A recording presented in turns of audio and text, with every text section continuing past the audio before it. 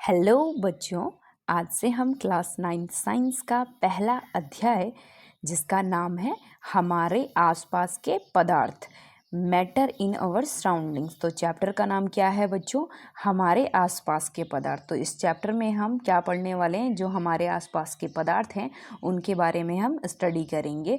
तो इस चैप्टर को एनसीईआरटी बुक के अकॉर्डिंग लाइन बाय लाइन पढ़ेंगे और इसमें जितने भी इम्पोर्टेंट क्वेश्चन आते जाएंगे उनको हम क्या करेंगे, अच्छे से डिस्कस करेंगे। ठीक है, तो चलो स्टार्ट करते हैं। अपनी चारों ओर नज़र दौड़ाने पर हमें विभिन्न प्रकार की वस्तुएं नज़र आती हैं जिनका आकार, आकृति और बनावट अलग अलग होता है।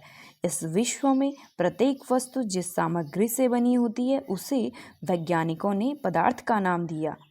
तो बच्चों, हमारी चारों तरफ जितनी भी वस्तुएं आपको नज़र आ रही हैं, अगर आप एक रूम में बैठे हो, आपकी चारों तरफ आपको जितनी भी वस्तुएं दिख रही हैं, चाहे वो आपकी कुर्सी हो, चाहे वो आपका मेज़ हो, चाहे वो आपका बेड हो, चाहे वो आपके नोटबुक हो, पेंसिल हो, वो सब क्या है?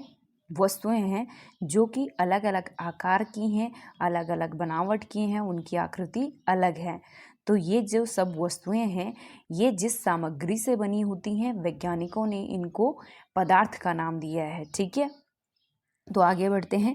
जिस हवा में हम श्वास लेते हैं, जो भोजन हम खाते हैं, पत्थर, बादल, तारे, पौधे एवं पशु, यहाँ तक कि पानी की एक बूंद, रेत का एक कण, ये सभी पदार्थ हैं। तो हमारे चारों ओर की जो हवा है जिसमें हम क्या कर रहे हैं, श्वास ले रहे हैं, जो भोजन होता है जिसको हम खाते हैं, पत्थर हो गया, बादल हो गए, तारे हो गए, पौधे हो गए, पशु हो गए, यहाँ तक कि पानी की एक बूंद ले लें हम और रेत का एक कण भी ले लें, तो ये सब क्या होते हैं? पदार्थ होते हैं। ठीक है, तो आगे बढ़ते हैं बच्चों। ध्यान देने योग्य बात यह भी है कि ऊपर लिखी सभी वस्तुओं का द्रव्यमान होता है और ये कुछ स्थान यानी आयतन घेरती हैं। ठीक है, तो ऊपर अभी तक हमने जितनी भी वस्तुओं का एग्जाम्पल देखा है बच्चों, जितनी भी वस्तुएं हमने अभी तक देखी हैं, जैसे बादल, तारे, पौधे, पशु, ठीक है, ये जितनी भी वस्तुएं हमने अभी तक देखी, इन सब का क्या होता है?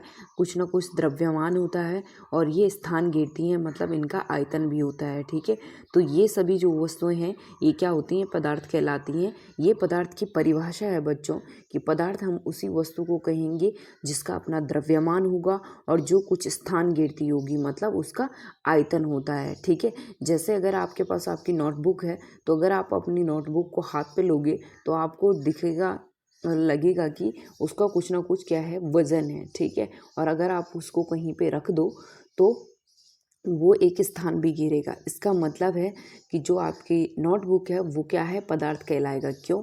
क्योंकि उसका अपना द्रव्यमान है और वो स्थान भी घेरता है, मतलब उसका क्या है?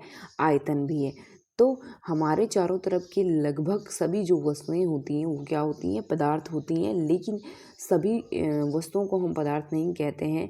जैसे अगर हम उदाहरण लें तो प्रकाश का। ठीक है, अगर हम प्रकाश का एग्जाम्पल लें बच्चों, तो प्रकाश जो होता है, जिस ट्यूबलाइट से प्रकाश, अगर आपके घर में ट्यूबलाइट है तो जिस ट्यूबलाइट से प्रकाश आ रहा है तो वो ट्यूबलाइट क्या होती है? उसका अपना द्रव्यमान है, वो एक स्थान भी घेर रहा है। तो इसका मतलब जो ट्यूबलाइट है वो क्या है? वो पदार्थ है। लेकिन उससे आने वाली जो रोशनी है, जो प्रकाश है, वो क्या है? वो पदार्थ नहीं है। क्यों? क्योंकि उसका अपना कोई द्रव्यमान नहीं है, ना वो कोई स्थान घेरता है, इसलिए जो प्रकाश है वो क्या है? पदार्थ नहीं है।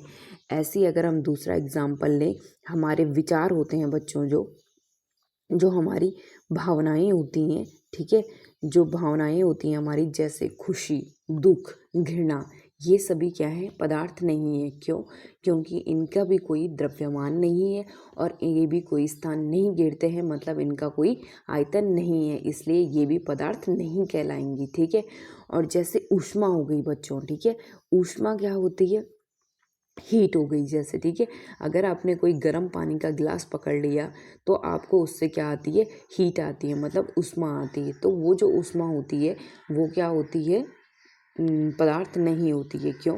क्योंकि उसका भी कोई द्रव्यमान नहीं है। जो ऊष्मा होती है बच्चों, जो पानी का गिलास है उसका तो द्रव्यमान है, वो भी स्थान घेरता है, उसकी बात नहीं कर रहे हैं। ठीक है, जो उससे आने वाली जो ऊष्मा है बच्चों, वो क्या है? वो पदार्थ नहीं है, क्योंकि उसका कोई द्रव्यमान नहीं है और ना ही वो कोई स्थान घेरता है। ठीक है, तो इसलिए जो ऊष्मा है वो क्या है, पदार्थ नहीं है। ठीक है, तो पदार्थ हम किसको कहेंगे बच्चों, उन वस्तुओं को हम पदार्थ कहेंगे जिनका अपना द्रव्यमान होता है और जो कुछ ना कुछ स्थान घेरते हैं और जिनका आयतन होता है। ठीक है, स्थान घेरते हैं मतलब आयतन, आयतन से मतलब है। ठीक है, तो हम उन वस्तुओं को पदार्थ कहेंगे जिनका अपना द्रव्यमान होगा, जो स्थान घेरते हैं। ठीक है, वो क्या कहलाते हैं, पदार्थ कहलाते हैं। चाहे वो कोई छोटी से छोटी चीज़ हो, जैसे आप रेत का एक कण ले लो, चाहे उसका द्रव्यमान कितना भी कम आएगा लेकिन उसका कुछ ना कुछ द्रव्यमान होगा, इसलिए वो पदार्थ कहलाएगा। ठीक है, ऐसे वो कुछ ना कुछ स्थान घेरता है तो इसलिए वो क्या है, पदार्थ कहलाएगा। ठीक है, तो चलो आगे बढ़ते हैं हम। प्राचीन काल से ही मनुष्य अपने आसपास को समझने का प्रयास करता रहा है। भारत के प्राचीन दार्शनिकों ने पदार्थ को 5 मूल तत्वों में वर्गीकृत किया, जिसे पंचतत्व कहा गया। ये पंचतत्व हैं वायु, पृथ्वी, अग्नि, जल और आकाश। उनके अनुसार इन्हीं पंचतत्वों से सभी वस्तुएं बनी हैं, चाहे वो सजीव हों चाहे वो निर्जीव हों। उस समय के यूनानी दार्शनिकों ने भी पदार्थ को इसी प्रकार से वर्गीकृत किया है।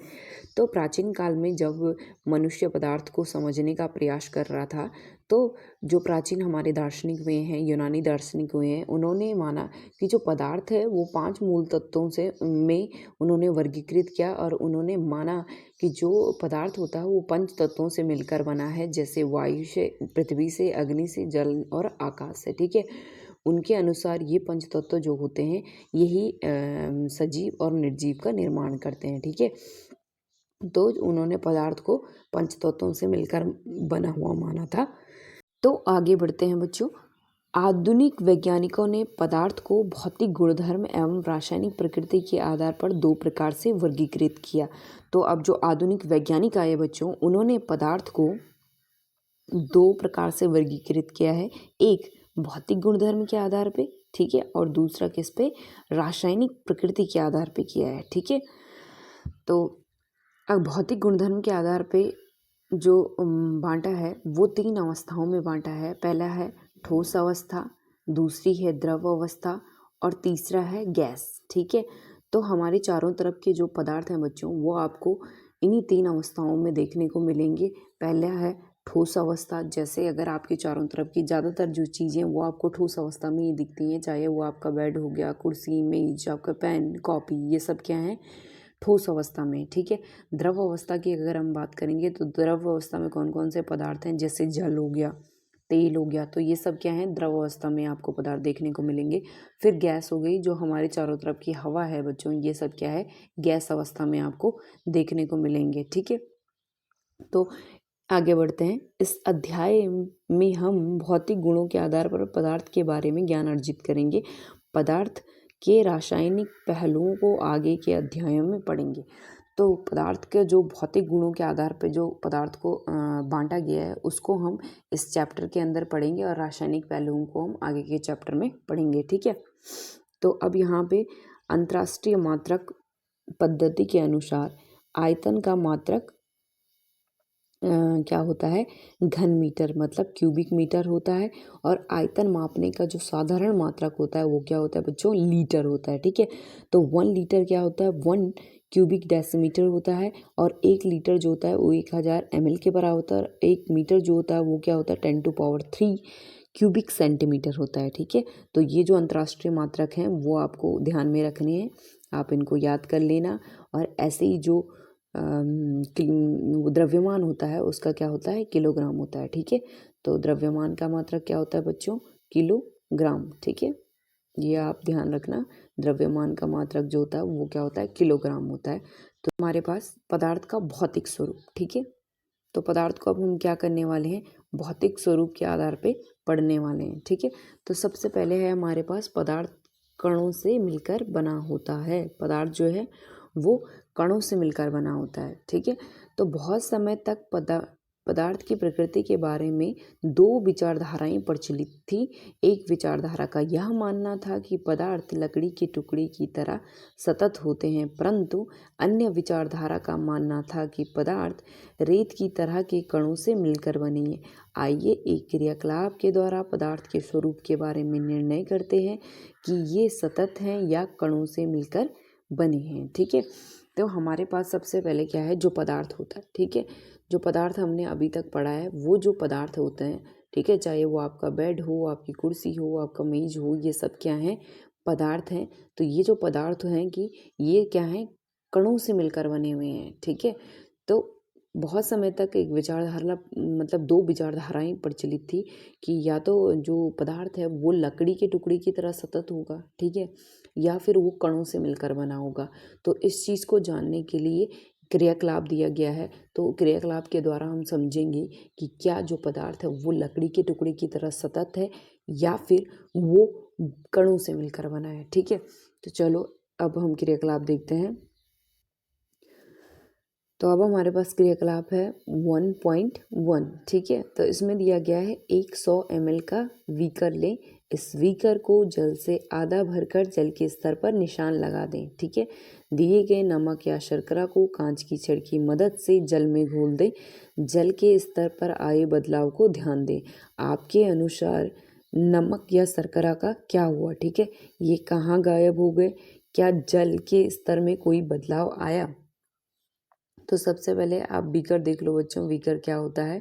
ठीक है, यहाँ पे ये क्रियाकलाप दिया गया है, ये है बीकर। ठीक है, जो क्या है, आधा जल से भरा हुआ है। ठीक है, तो हमने यहाँ पे इसको निशान लगा दिया है कि ये यहाँ तक जल से भरा हुआ है।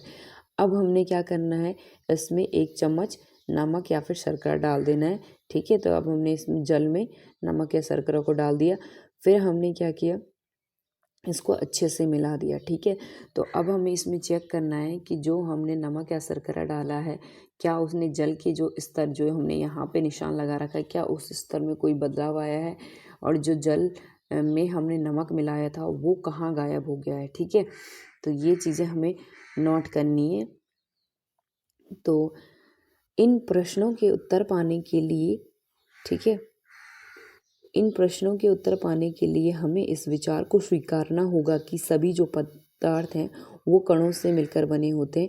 उपयुक्त क्रियाकलाप में चम्मच में रखी गई नमक या शर्करा अब पूरे पानी में घुल गई है, जैसा कि हमने चित्र 1.1 में दर्शाया है। ठीक है, तो अब हमने देखा कि जो नमक या शर्करा है वो क्या है, अच्छे से घुल गई है, मतलब वो कहीं गायब हो गई, जल में वो कहीं गायब हो गई है। ठीक है, तो ये चीज़ हमें क्या बताता है, ये जो क्रियाकलाप है ये हमें ये बताता है कि जो पदार्थ होता है वो कणों से मिलकर बना होता है। अगर पदार्थ सतत होता तो वो जो जल और नमक क्या होते हैं, अच्छे से घुलते नहीं। ठीक है, जो नमक है वो जल में अच्छे से घुलता नहीं। ठीक है, अगर वो सतत होता तो इसका मतलब जो पदार्थ होता है वो क्या होता है, कणों से मिलकर बना होता है, तभी तो जल में अच्छे से घुल गया है। ठीक है, अब है, जब हम जल में नमक घोलते हैं तो नमक के कण जो होते हैं वो जल के कणों के बीच के रिक्त स्थानों में समावेशित हो जाते हैं। ठीक है, तो जो जल है उसमें जब हम नमक घोलते हैं तो जो नमक के कण होते हैं वो जल के कणों के बीच में क्या होते हैं, रिक्त स्थान होते हैं बच्चों। तो वो क्या होता है, उसमें समावेशित हो जाता है, इसलिए वो अच्छे से घुल जाता है, जिसकी वजह से क्या होता है, जो जल के स्तर पे हमने निशान लगाया था वो भी नहीं बढ़ता है, क्योंकि वो क्या हुआ है, नमक जो है वो जल के कणों के जो रिक्त स्थान थे उसमें समावेशित हो जाता है, इसलिए जो जल का लेवल है वो भी नहीं बढ़ता है, और जो नमक है वो क्या हो जाता है, अच्छे से घुल भी जाता है। ठीक है, और ये जो रिक्त स्थान है इसको हम आगे भी पढ़ेंगे, ये जो कणों के बीच का रिक्त स्थान है इसको हम आगे भी पढ़ेंगे। ठीक है, तो चलो आगे बढ़ते हैं। फिर है, पदार्थ के ये कण क्या होते हैं, कितने छोटे होते हैं। पदार्थ के जो ये कण हैं जिनको हमने देखा है कि पदार्थ जो है वो कणों से मिलकर बना है, तो अब हम देखेंगे कि पदार्थ के जो ये कण हैं वो कितने छोटे होते हैं। ठीक है, तो अब हमारे पास है क्रियाकलाप 1.2। ठीक है, तो पोटेशियम परमैंगनेट के 2 या 3 क्रिस्टल को 100 ml पानी में घोल ले, इस घोल में से लगभग 10 ml घोल निकाल कर उसे 90 ml जल में मिला दें, फिर उस उपरोक्त घोल में 10 ml निकाल कर उसे भी 90 ml जल में मिला दें। इसी प्रकार इस घोल को 5 से 8 बार तनुकृत करते रहें, क्या जल अब भी रंगीन है? तो अब हमने क्या करना बच्चों, पोटेशियम परमैंगनेट के 2 या 3 क्रिस्टल को हमने क्या किया, ये जो 100 ml का बीकर जल से भरा हमने बीकर लिया है, ठीक है, 100 ml का जल से भरा हमने जो बीकर लिया है, इसमें हमने क्या कर दिया, यहाँ पे पोटेशियम परमैंगनेट के 2 या 3 क्रिस्टल डाल दिए, ठीक है। अब ये क्या हो गया है, ये जल रंगीन हो गया है, ठीक है। अब हमने इस रंगीन जल को परख नली में, ये क्या है बच्चों, परख नली है, तो इसमें हमने 10 ml ले लिया, ठीक है। अब इस 10 ml को हमने क्या किया है, हमने इसमें 90 ml जल रखा हुआ था, ठीक है। फिर हमने 10 ml डाला तो ये 100 ml हो गया, ठीक है। फिर हमने इसका ये जो घोल बना है, इससे हमने 10 ml लिया और ऐसे हमने यहाँ पे 90 ml जल लिया था, इसमें मिला दिया। फिर हमने 10 ml यहाँ से लिया, ये जो घोल है, फिर हमने 90 ml जल में मिला दिया, तो ये 100 ml हो गया। और हमने देखा इस पूरे क्रियाकलाप में, हम देख रहे हैं कि जो जल का रंग है, ठीक है, जल जो है वो हल्का हल्का रंगीन ही दिख रहा है अभी भी, जबकि हमने पोटेशियम परमैंगनेट के सिर्फ 2 या 3 क्रिस्टल डाले हैं। तो इससे हम समझ सकते हैं बच्चों, अनुमान लगा सकते हैं कि जो पदार्थ के कण होते हैं वो कितने छोटे होते होंगे, कि जो पोटेशियम परमैंगनेट के जो 2-3 क्रिस्टल हैं वो इतने तनुकृत करने के बाद भी जल को रंगीन ही कर रहे हैं, ठीक है। तो ये बताता है कि जो पदार्थ के कण होते हैं वो कितने छोटे होते हैं और वो और सूक्ष्म सूक्ष्म कणों में विभाजित होते जाते हैं, ठीक है। तो आगे बढ़ते हैं। अब है अनुमान लगाइए कि पदार्थ के कण कितने छोटे होते हैं। प्रत्येक बार तनुकृत करने पर भी घोल का जो रंग है वो हल्का होता जाता है, फिर भी पानी जो है रंगीन नजर आता है। तो ये वही बोलना चाह रहे हैं कि अगर हम अनुमान लगाएं कि पदार्थ के जो कण है वो कितने छोटे होंगे, कि हम उसको तनुकृत करते भी जा रहे हैं फिर भी वो अपना रंग देते जा रहा है, मतलब उसका जो रंग है वो हल्का जरूर हो रहा है, लेकिन तब भी वो क्या है, रंगीन ही है, ठीक है, रंगीन है। तो अब है यह प्रयोग यह दर्शाता है कि पोटेशियम परमैंगनेट के बहुत थोड़े से क्रिस्टलों से पानी की बहुत अधिक मात्रा, जैसे अगर हम 1000 लीटर की बात भी करें तो वो भी रंगीन हो जाता है, ठीक है। अब बच्चों, जो हमारे घरों में टंकियाँ लगी होती हैं वो जनरली 500 लीटर की होती हैं, लेकिन कहीं 1000 लीटर की भी होती हैं। तो आप आइडिया लगा सकते हो कि उस टंकी में अगर हम पोटेशियम परमैंगनेट के थोड़े से क्रिस्टल भी डालें तो उसमें इतनी कैपेसिटी है कि वो उस पूरे जल को क्या कर देगा, रंगीन कर देगा। तो हम इससे अंदाज़ा लगा सकते हैं कि जो पदार्थ होते हैं उनके कण कितने छोटे छोटे कणों में विभाजित होते होंगे, ठीक है। इससे हम ये निष्कर्ष निकाल सकते हैं कि पोटेशियम परमैंगनेट के केवल एक क्रिस्टल में कई सूक्ष्म कण होंगे, ठीक है। ये कण छोटे छोटे कणों से मिलकर छोटे छोटे कणों में विभाजित होते रहते हैं, ठीक है। वही है कि जो पोटेशियम परमैंगनेट है के कण हैं, ठीक है, जो एक क्रिस्टल है वो बहुत छोटे छोटे कणों में क्या होता है, विभाजित होता है। इसलिए वो जल की जो मात्रा है उसको भी क्या कर देता है, रंगीन कर देता है, ठीक है। आगे बढ़ते हैं। अंततः एक स्थिति, ठीक है, अंततः क्या होता है, एक स्थिति में ये कण और छोटे भागों में विभाजित नहीं किए जा सकते हैं। और ऐसा नहीं है बच्चों कि हमने बहुत ज़्यादा जल की मात्रा ले ली है और फिर उसमें हमने 1-2 क्रिस्टल डाल दिए या फिर कुछ क्रिस्टल डाले तो वो तब भी जल को क्या करेगी, रंगीन करेगी, ठीक है। जो हमने अभी यहाँ पे भी क्रियाकलाप किया है, अगर हम इसको हमने तो 5 से 8 बार इसको तनुकृत किया, लेकिन इससे ज़्यादा बार अगर हम इसको तनुकृत करेंगे तो ये रंगीन दिखना बंद हो जाएगा, ठीक है। कि मतलब इससे हमें क्या समझने को मिलता है कि जो ये पोटेशियम परमैंगनेट के कण हैं, जो ये पदार्थ है इसके जो कण हैं वो एक स्थिति के बाद क्या होते हैं, छोटे भागों में विभाजित होना बंद कर देते हैं, ठीक है। तो जब ये अपने सूक्ष्मतम साइज में होंगे तब उसके बाद ये क्या करते हैं, और विभाजित होना क्या कर देते हैं, बंद कर देते हैं, ठीक है। तो पोटेशियम परमैंगनेट की जगह अगर हम 2 ml डेटोल से भी यह क्रियाकलाप कर सकते हैं, लगातार तनुकृत होने पर भी उसकी महक हमें मिलती रहती है, ठीक है। तो ये बोल रहे हैं कि पोटेशियम परमैंगनेट की जगह हम अगर 2 ml डेटोल का भी परीक्षण करते हैं, ठीक है, परीक्षण करते हैं, तो हम देखेंगे कि लगातार तनुकृत करने पर भी जो डेटोल होती है उसकी महक हमें आएगी, ठीक है। तो ये बताता है कि जो पदार्थ है वो कितने छोटे छोटे कणों से मिलकर बने हैं, ठीक है। पदार्थ के कण बहुत छोटे होते हैं, इतने छोटे कि हम क्या करते हैं, कल्पना भी नहीं कर सकते हैं, ठीक है। जब 2-3 क्रिस्टल पोटेशियम परमैंगनेट की जो क्रिस्टल हैं वो इतने जल को क्या कर सकते हैं, जैसे 1000 लीटर जल हमने लिया था, थोड़े से हमने क्रिस्टल पोटेशियम परमैंगनेट के अगर लेंगे तो वो इतने ज़्यादा जल की मात्रा को क्या कर दे रहे हैं, रंगीन कर दे रहे हैं। तो हम कल्पना भी नहीं कर सकते हैं कि जो पदार्थ के कण होंगे वो कितने छोटे होते होंगे। ठीक है, अब आगे बढ़ते हैं। अब है पदार्थ के कणों के अभिलाक्षणिक गुण। ठीक है, जो पदार्थ के कण होते हैं बच्चों, उनके अभिलाक्षणिक गुण। ठीक है, तो पहला है हमारे पास पदार्थ के कणों के बीच क्या होता है, रिक्त स्थान होता है। ठीक है, जो पदार्थ के कण हैं उनके बीच में क्या होता है, रिक्त स्थान होता है। ठीक है, दूसरा है पदार्थ के कण जो होते हैं वो क्या होते हैं, निरंतर गतिशील होते हैं। ठीक है, पदार्थ के कण क्या होते हैं, वो निरंतर गतिशील होते हैं। और तीसरा है पदार्थ के कण एक दूसरे को आकर्षित करते हैं। ठीक है, जो पदार्थ के कण हैं वो एक दूसरे को आकर्षित करते हैं। तो 3 जो अभिलाक्षणिक गुण हैं कणों के, वो पहला क्या है बच्चों, कि जो कण होते हैं उनके बीच में क्या होते हैं, रिक्त स्थान होते हैं। जो पदार्थ के कण हैं उनके बीच में रिक्त स्थान होते हैं। दूसरा है पदार्थ के जो कण हैं वो क्या होते हैं, निरंतर गतिशील रहते हैं।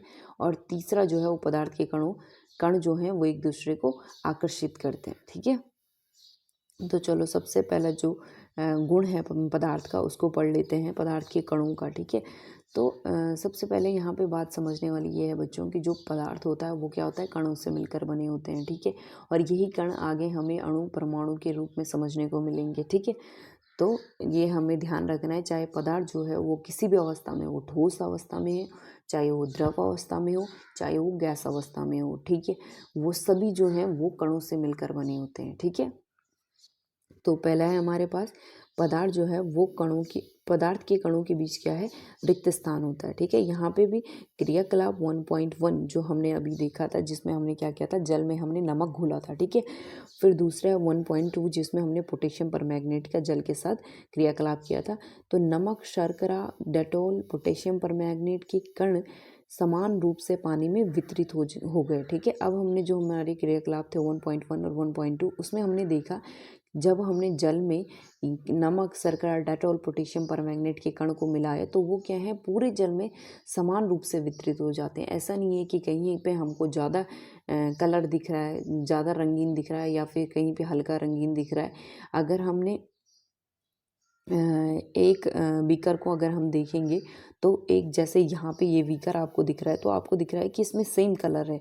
पूरे बीकर में देखने में आपको समान रूप से जो पोटेशियम परमैंगनेट के कण हैं वो पूरे जल में वितरित दिख रहे हैं। ऐसे अगर आप लास्ट वाला देखोगे तो यहाँ पे भी आपको पूरे जल में जो पोटेशियम परमैंगनेट के कण हैं वो समान रूप से वितरित दिखाई देते हैं। ठीक है, ऐसे ही अगर आप नमक का घोल ले लें, ठीक है, उसमें भी आप देखोगे, या चीनी का पानी अगर आप पी लें तो आप देखोगे कि आपको हर सिप में, हर घूंट में आपको क्या है, वो सेम टेस्ट मिलेगा। तो इसका मतलब क्या होता है, जो कण होते हैं पदार्थ के वो अच्छे से समान रूप से वितरित रहते हैं। और उसका कारण क्या है बच्चों, जो पदार्थ के कणों के बीच रिक्त स्थान होता है उसमें जो दूसरे पदार्थ के कण होते हैं वो क्या हो जाते हैं, अच्छे से समान रूप से वितरित हो जाते हैं। इसलिए हमें, अगर हम चाय को देखें तो चाय को जब हम पीते हैं तो हमें हर घूंट में क्या होता है, सेम टेस्ट आता है। ठीक है, तो उसके कारण यही है कि पदार्थ के कणों के बीच क्या होता है, रिक्त स्थान होता है। ठीक है, इसी प्रकार जब हम चाय, कॉफ़ी, नींबू पानी बनाते हैं तो एक पदार्थ के कण दूसरे पदार्थ के कणों के रिक्त स्थानों में समावेशित हो जाते हैं। यह दर्शाता है कि पदार्थ के कणों के बीच में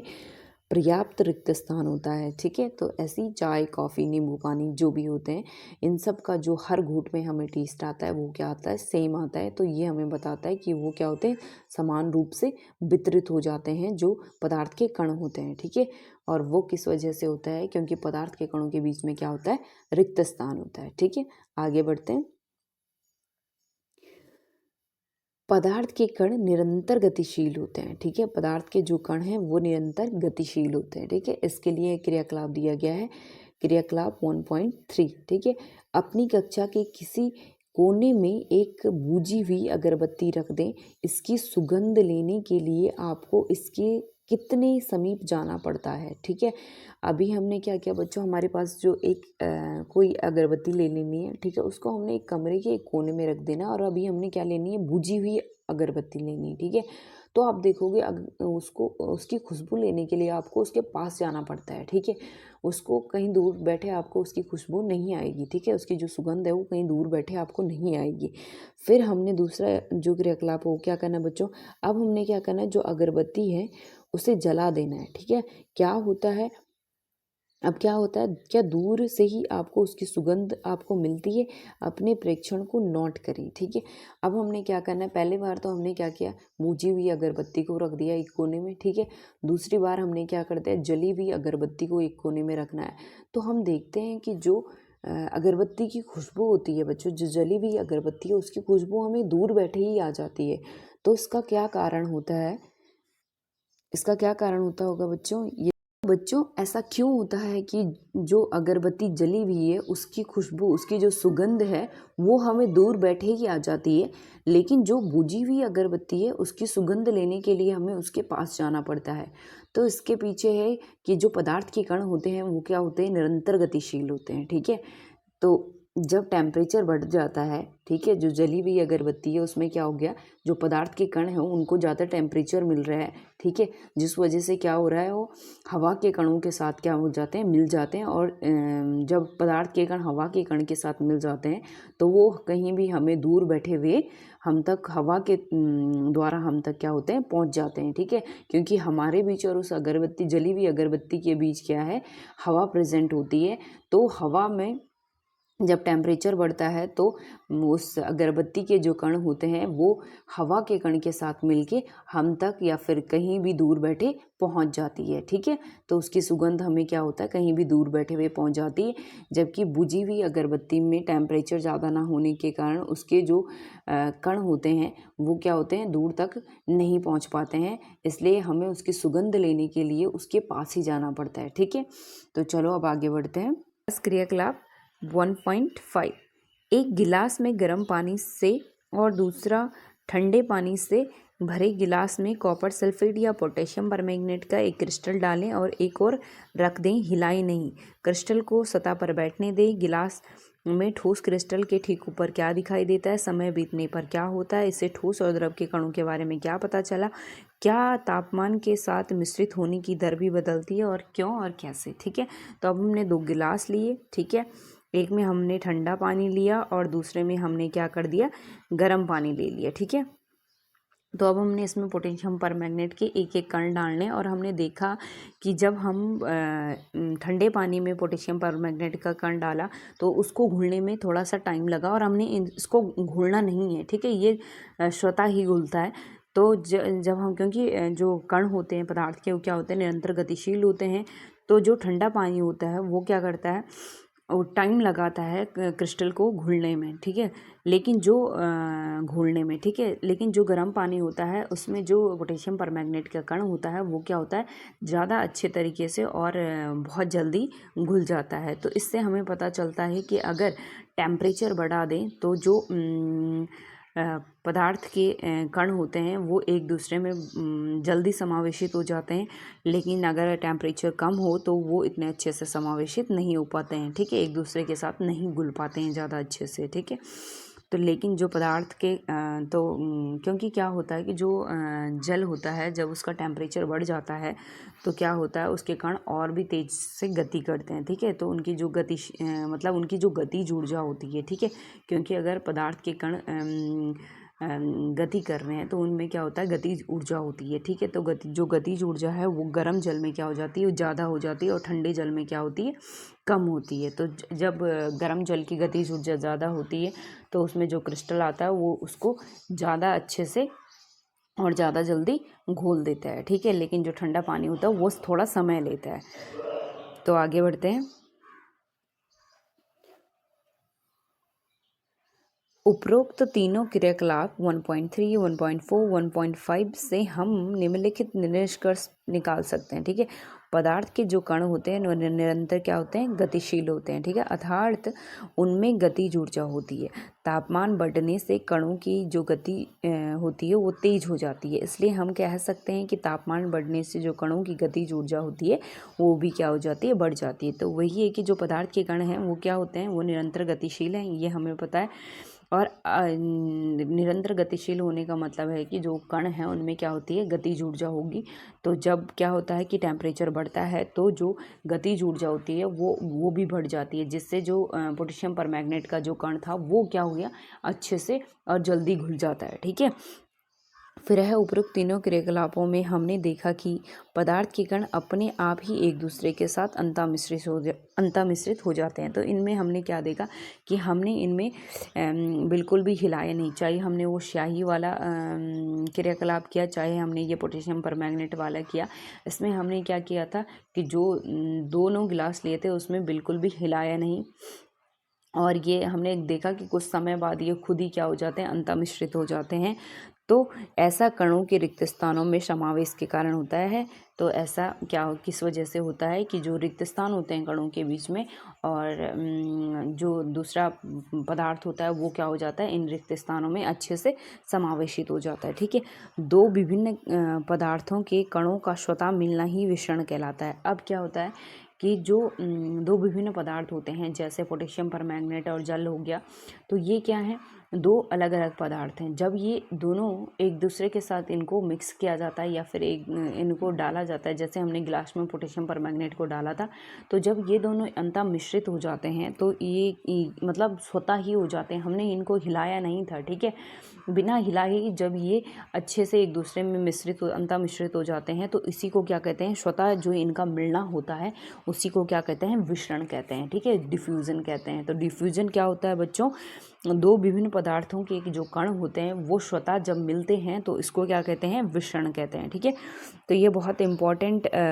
है बच्चों, इसको आप ध्यान रखें कि जो विषरण होता है, डिफ्यूज़न होता है, वो क्या होता है। ठीक है, दो विभिन्न पदार्थों के कणों का स्वतः मिलना ही क्या कहलाता है, विषरण कहलाता है। ठीक है, अब है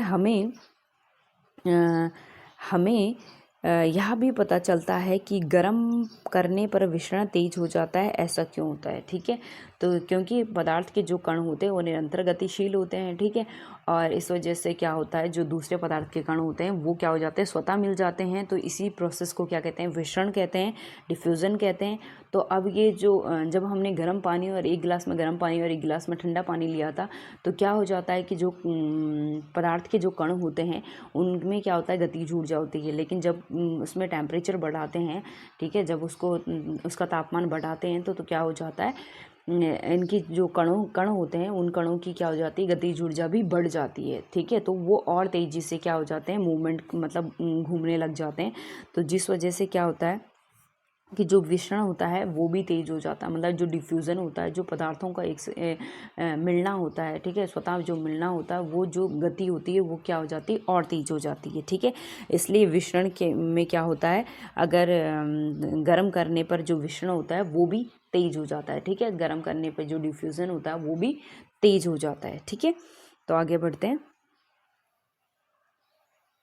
अब है पदार्थ के कण एक दूसरे को आकर्षित करते हैं। ठीक है, जो पदार्थ के कण होते हैं, तीसरा जो पदार्थ के कणों का अभिलाक्षणिक गुण है वो क्या होता है कि जो पदार्थ के कण होते हैं वो एक दूसरे को आकर्षित करते हैं। ठीक है, तो क्रियाकलाप 1.6 से हम समझेंगे कि पदार्थ के जो कण होते हैं वो कैसे एक दूसरे को आकर्षित करते हैं। ठीक है, यहाँ पे बच्चों आपने ये जो महिलाएं हैं इनको आप देख रहे होंगे, तो इन सब ने एक दूसरे को कंधे से अच्छे से पकड़ा हुआ है। ठीक है, तो मतलब कमर से पकड़ के इन्होंने अच्छे से एक दूसरे को पकड़ा हुआ है। तो इस खेल को एक मैदान में खेलें, आगे बताए गए ढंग से 4 समूह बनाकर मानव श्रृंखला बनाएं। ठीक है, तो इन्होंने एक मानव श्रृंखला बनाई हुई है। पहला समूह ईद मिस्मित नर्तकों की तरह एक दूसरे को पीछे से कसकर पकड़ लें। तो बोल रहे हैं कि पहला जो समूह होगा वो एक दूसरे को इस प्रकार से पकड़ लें। ठीक है, जैसे इन्होंने पकड़ा हुआ है एक दूसरे को।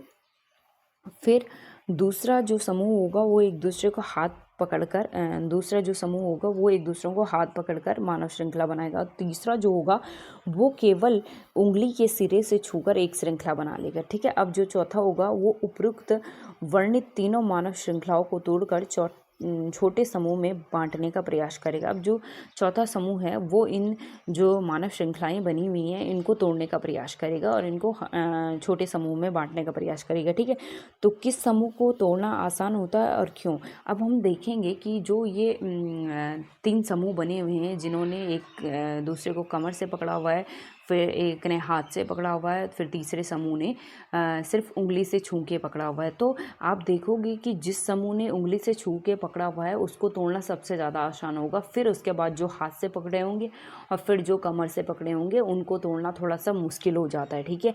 तो ये चीज़ क्या बताते हैं, इसी प्रकार जो पदार्थ के कण होते हैं बच्चों, यहाँ तो हमने मानव श्रृंखला से का उदाहरण दिया है, लेकिन जो पदार्थ के कण होते हैं उनमें क्या होता है, इसी प्रकार का आकर्षण पाया जाता है, ठीक है। वहाँ क्या होता है, कण होते हैं, ठीक है।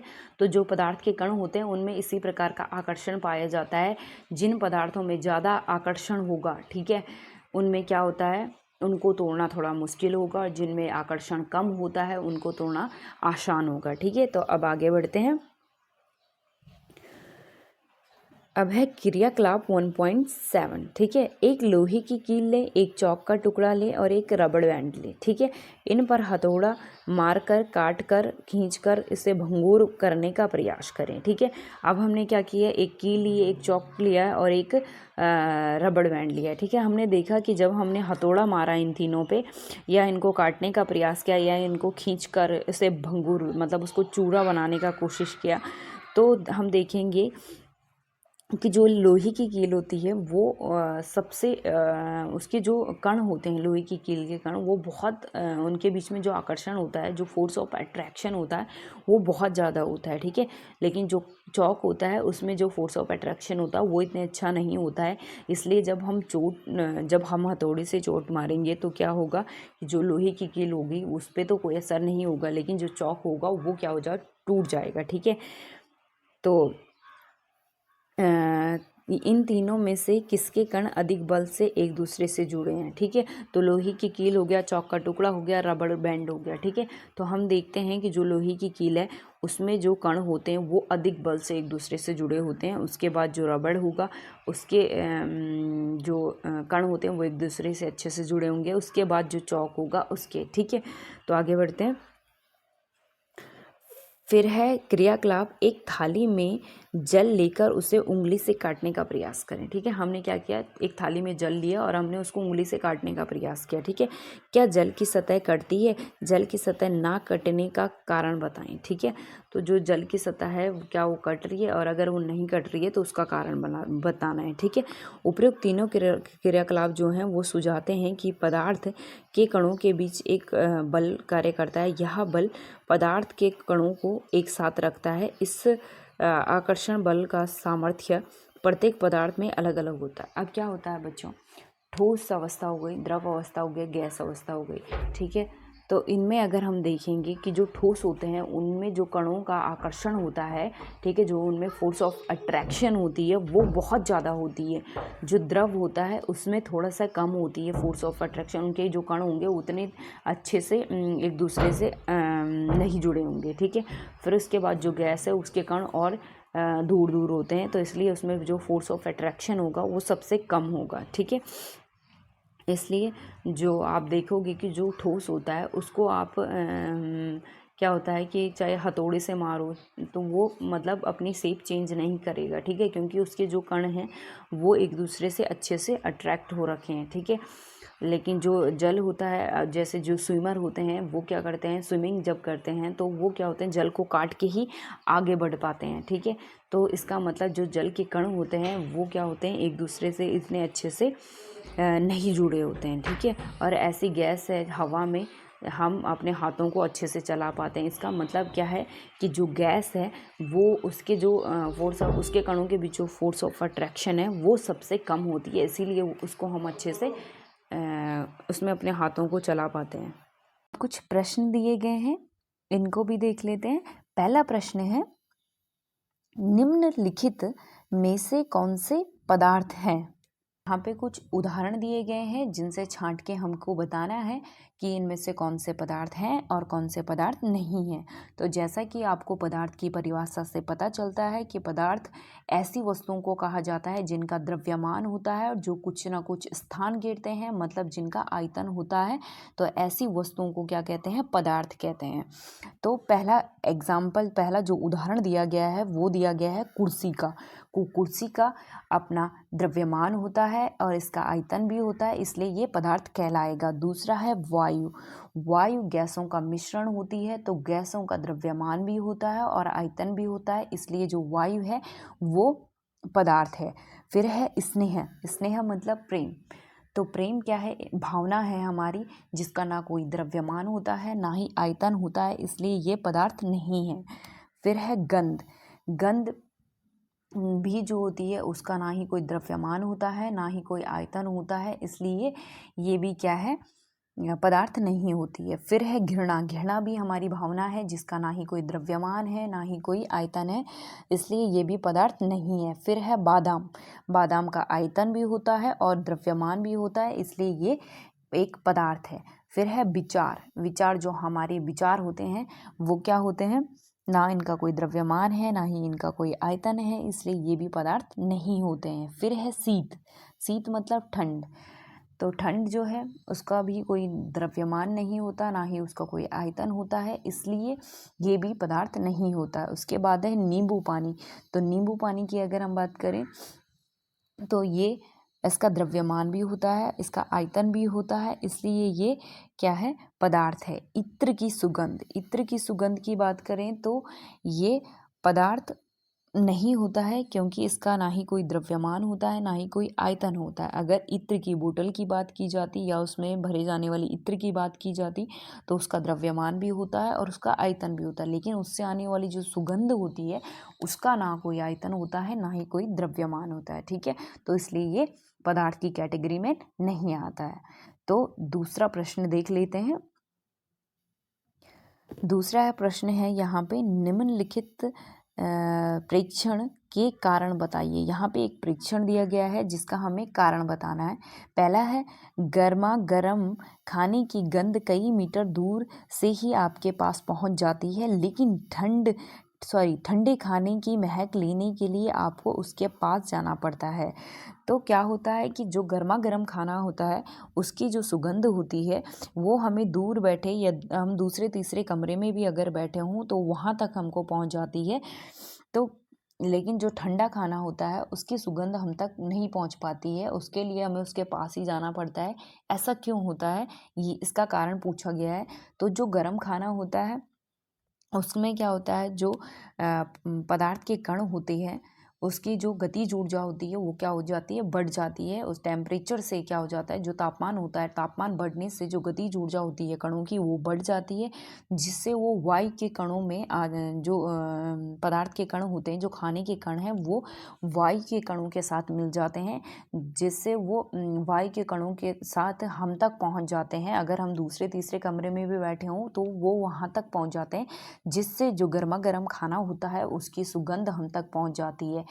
और जो ठंडा खाना होता है उसका तापमान कम होने की वजह से उसकी गतिज ऊर्जा भी कम होती है, जिससे वो वायु के कणों के साथ नहीं मिल पाता है, इसलिए हम तक उसकी सुगंध भी नहीं पहुंच पाती है। ठीक है, अब तीसरा प्रश्न है, स्विमिंग पूल में गोताखोर पानी काट पाता है, इससे पदार्थ का कौन सा गुण परीक्षित होता है? तो स्विमिंग पूल में जब कोई गोताखोर स्विमिंग करता है तो वो पानी को काट के आगे बढ़ता है, तो इससे कौन सा पदार्थ का गुण पता चल रहा है? तो इससे पदार्थ का जो कणों के बीच आकर्षण बल होता है उसके बारे में पता चलता है कि जो पदार्थ के कण होते हैं उनमें आकर्षण बल पाया जाता है।